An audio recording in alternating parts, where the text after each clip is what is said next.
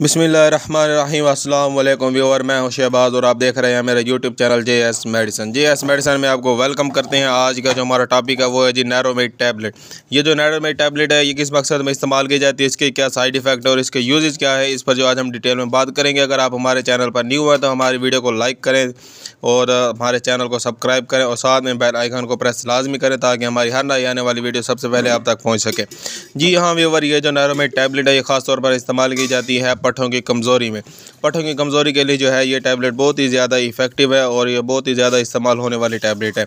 इसकी जो कीमत है वो सिर्फ और सिर्फ 15 रुपये है, जो कि ये मेडिसिन जो है आपको हर मेडिकल स्टोर से बआसानी से मिल जाएगी। अगर आपके कंधों में दर्द रहता है या पट्ठों में दर्द रहता है या फिर टांगों में खिंचाव पड़ता है तो आप जो है ये टैबलेट इस्तेमाल कर सकते हैं।